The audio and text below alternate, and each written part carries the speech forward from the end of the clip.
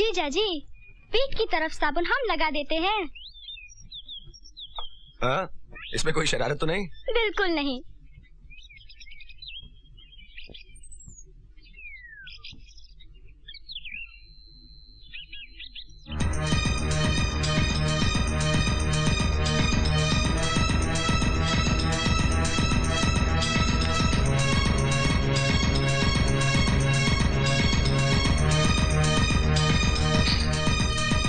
अब आप खुद ही लगा लीजिए।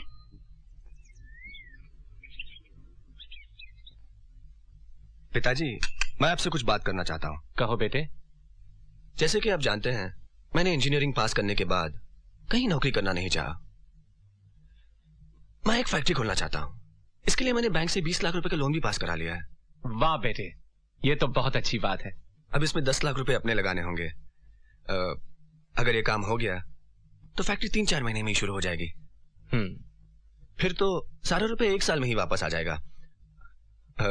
अब कहीं हाथ फैलाने से बेहतर मैंने सोचा कि क्यों ना पहले आपसे ही बात की जाए। बेटे, आदमी अपनों से अपनी बात नहीं करेगा तो किससे करेगा? लेकिन जहां तक रुपयों का सवाल है बेटे, इतने रुपए हमारे पास नहीं। अगर आप अपने रिश्तेदारों से ले लेंगे तो? अब तक सिर्फ इतनी इज्जत बाकी रह गई है कि हमने किसी के सामने हाथ नहीं फैलाया। अगर तुम लोगों के लिए हमने किसी के सामने हाथ फैला भी दिया तो उसका नतीजा कुछ नहीं निकलने वाला। बेटे, जब बड़ा पेड़ गिरता है ना तो उसे सहारा देकर खड़ा करने वाला कोई नहीं मिलता। सारे लोग उसकी लकड़ियां काट काट के घर ले जाने की ताक में लगे रहते हैं। फिर आजकल के रिश्तेदार भी तो ऐसे ही है बेटे।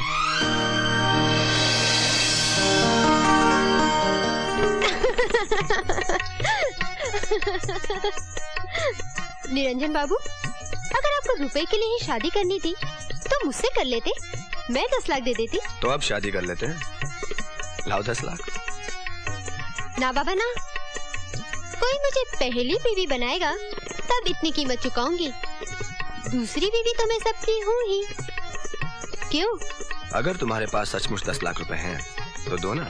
तौबा कीजिए, अगर इतने रुपए मेरे पास होते तो मैं अभी कोठे पर नहीं कोठी में नजर आती। चलो इतने रुपये ना सही, कुछ तो बचा कर रखा ही होगा। कुछ तो बचा कर रखना ही पड़ेगा, वरना बुढ़ापे में सितारा बाई की तरह पानी लगाते रहना पड़ेगा।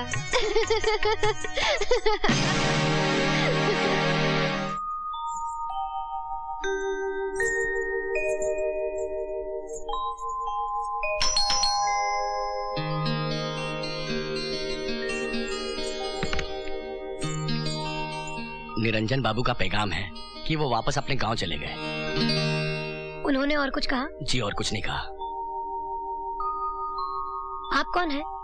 आप मेरे बारे में ना ही जाने तो बेहतर है। आदाब।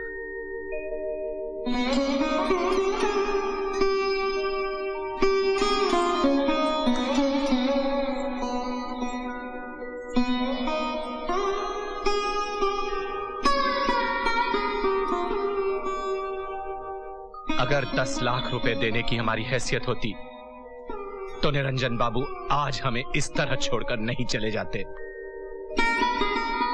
पिताजी, कल मैं वापस जाना चाहती हूँ। इस तरह नहीं जाते बेटी, वरना लोग ये भी कहेंगे कि बेटी हमें बोझ लगने लगी, इसलिए हमने उसे फौरन पीछे पीछे भेज दिया। लोगों का काम है शादी में शामिल होना, लेकिन रिश्तों को निभाने का काम हमारा होता है।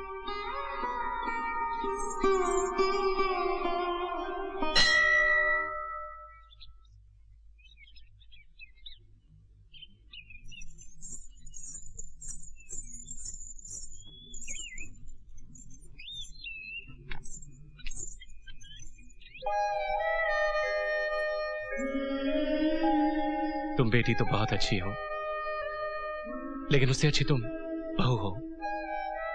तुम बार बार यह एहसास दिलाती हो कि तुम जैसी औलाद को पाकर ये दीवान कंगाल नहीं रहा, धनवान बन गया है।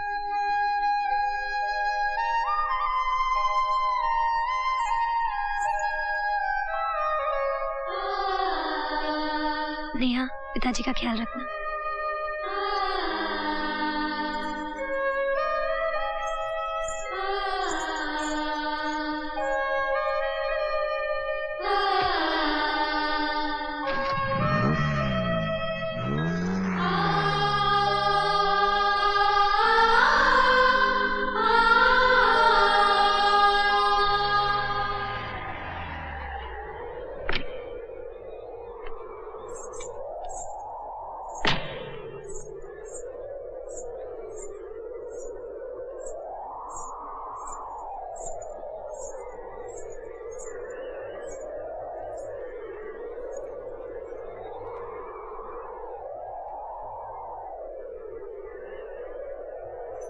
दीदी, आप ससुराल नहीं गई?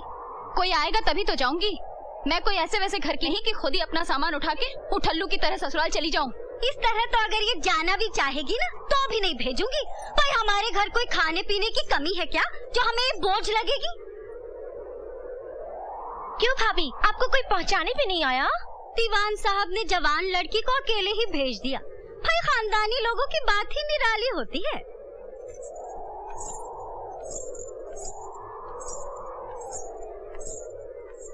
अरे ये क्या बहुरानी, अरे इस घर में खुद का बोझा उठाना मुश्किल है, ऊपर से तुम ये बोझा उठा रही हो। नहीं नहीं बने मियाँ, ठीक है। मैं नहीं हूँ क्या इस बोझ को उठाने को? आओ।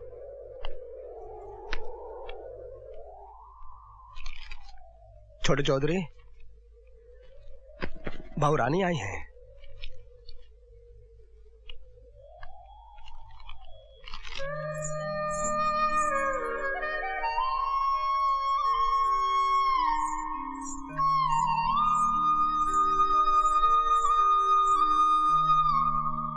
आप इस तरह अचानक हमें छोड़ के चले आए। मैं तो बुरी तरह से घबरा गई थी, पता नहीं क्या हो गया। दीवान साहब से नहीं पूछा कि क्या हुआ? डैडी की जो हालत है वो उन्होंने आपको बता ही दी थी। वो कभी झूठ नहीं बोलते। मुझे क्या मालूम था कि वो अंदर से इतने खोखले हैं, वरना एक इंजीनियर को 10-15 लाख देने वाले बहुत मिल जाते हैं। लेकिन आप लोगों ने तो पहले दहेज की बात बिल्कुल नहीं की। सोचा था दीवान साहब है, बिन मांगे ही बहुत कुछ मिल जाएगा। वो अपना मकान गिरवी क्यों नहीं रखते थे? उसे तो गिरवी रखा जा चुका है, उसी से तो हमारी शादी हो पाई है। उसे बेचा भी तो जा सकता है। तो फिर रहेंगे कहाँ? और अभी नेहा की शादी भी तो करानी है। सबको अपनी अपनी चिंता है तो रहे, मेरी भी जो समझ में आएगा मैं वही करूंगा। तो क्या रुपयों के अलावा जिंदगी का और कोई मकसद नहीं? नहीं, हम कम पैसों में भी अपनी जिंदगी खुशी खुशी बिता सकते हैं और वक्त आने पे हम अपना सपना भी पूरा कर सकते हैं। वक्त आता नहीं, लाया जाता है।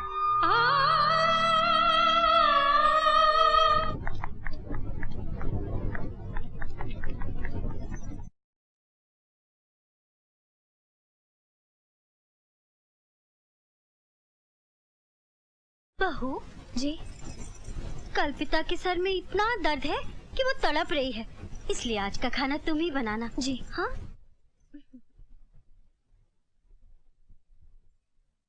सुना तुमने? तुम्हारे बेटे ने बाल्टी को कुएं में लटका कर देख लिया, चुल्लू भर पानी नहीं निकला जिसमें तुम डूब कर मर सको। हर बात घूम फिर के मुझ पर ही क्यों आ जाती है? क्योंकि तुम्हें शौक चल रहा था ना दीवान साहब का समधी बनने का, है? अरे सुन रहे हो कि बहरे हो गए हो? अरे हो सकता है बहू कुछ शुभ समाचार लाई हो। शुभ समाचार लाती ना तो निरंजन उसके कमरे से गुस्से से बाहर नहीं निकलता। अब तो मुझे कोई और रास्ता नजर नहीं आता। तुम ना बहुत जल्दी ठंडे पड़ जाते हो। वो कैसे?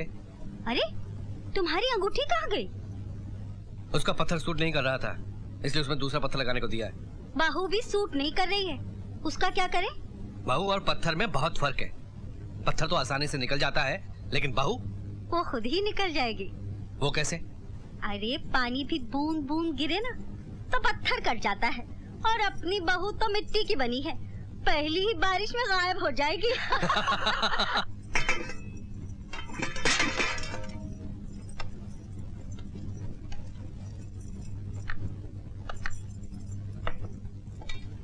बिल्लू भैया आया बहुरानी। बड़ा दुख देना नथनिया ने। आप बोलिए। टेबल पर खाना लगा दीजिए, मैं हाथ मुंह धोकर आती हूँ। अच्छा। उई!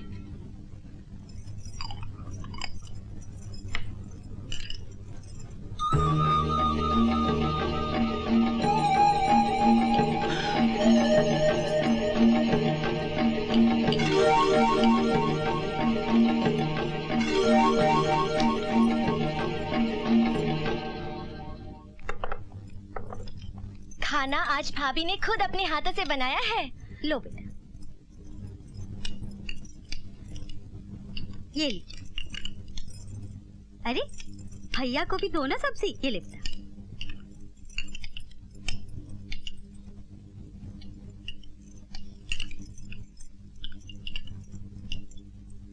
ये लो बेटा। अरे रे इसमें नमक कितना ज्यादा हो गया। हाँ? थू! अरे बहू, तुम्हारा बस चले तो हमें जहर चटा दो।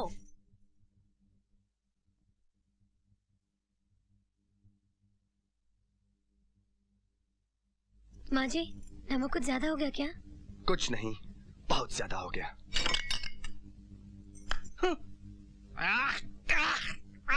पानी दे छोटी, पानी दे जल्दी। अब क्यों जान निकल रही है? खुद ही तो बिना माँ की बेटी को उठा कर ले आए। अरे माँ होती तो बेटी को खाने पीने के तौर तरीके सिखाती ना। सब तुम्हारा ही किया धरा है, भोगो आप। अरे मेरी तो ये समझ में नहीं आता कि सारी बातें घूम फिर कर मुझ पर क्यों आ जाती हैं। माँ जी, मैं फिर से खाना बना दूं? बस बस रहने दे बहू, खाना हम बना देंगे। तू सिर्फ बर्तन साफ कर दिया कर। जी। याद रहे, मैंने बर्तन साफ करने के लिए कहा है, तोड़ने फोड़ने के लिए नहीं। छुट्टी है और इतना ढेर सारा काम। बाप रे बाप, इतने बर्तन। आओ, लगता है चौधराइन ने पड़ोसियों के बर्तन भी इधर से मंगा लिए। क्यों? हमारे अपने घर में बर्तन कम है क्या? वैसे भी अपना काम खुद ही करना चाहिए। काम करते रहने से सेहत भी ठीक रहती है और रात को नींद अच्छी आती है। और एक बात तुम दोनों कान खोलकर सुन लो, खबरदार जो मेरे घर के मामले में टांग अड़ाई तो, समझे? अरे इतने बर्तन? जाओ, चलो यहाँ से। आ जाते हैं पता नहीं कहाँ से मुंह उठा के। बड़े आए थे उसके हमदर्द बनके। लेकिन एक बात तो है मम्मी। क्या? तुमने बेचारी को कुछ ज्यादा ही बर्तन दे दिए हैं। अरे मैं तो और देने वाली थी ताकि रात भर घिसती रहे। वैसे भी निरंजन रात भर आने वाला नहीं है। वो कहाँ गए हैं? बैंक मैनेजर से मिलने गया होगा। इसी महारानी की वजह से तो सारा मामला खराब हुआ है। मैनेजर को पटाने के लिए दारू वारू पिलाएगा और सुबह को लौटेगा। माँ खाना तैयार है। अच्छा चल।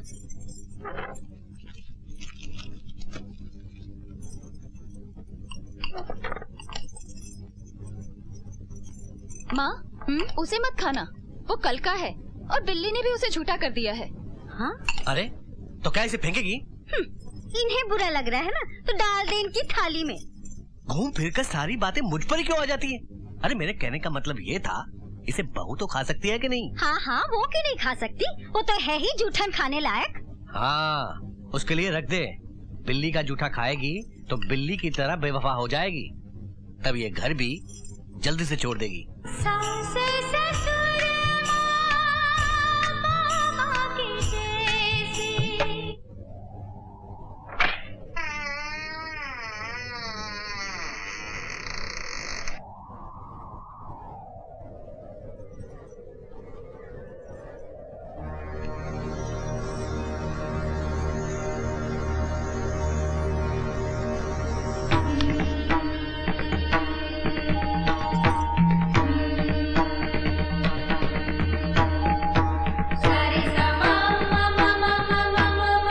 बहू, क्या बात है? माँ जी, मैं आप लोगों से कुछ कहने आई हूँ। कहो। मुझे मालूम है कि मैं जितना सहूंगी आप उतना ही ज्यादा जुल्म करती जाएंगी, फिर भी मैं आपका हर जुल्म सहती जाऊंगी। अगर आप ये सोचती हैं कि आपके जुल्म करने से मैं ये घर छोड़ दूंगी तो आप ये गलत सोच रही हैं। एक बात याद रखिए, मैं इस घर में कोई शोभा की चीज नहीं जो बाहर निकालकर फेंक दी जाए। मैं इस घर की दीवार या छत भी नहीं जो तोड़कर नई बना ली जाए। माँ जी, मैं तो इस घर का आंगन हूँ जो इस घर से कभी अलग नहीं की जा सकती।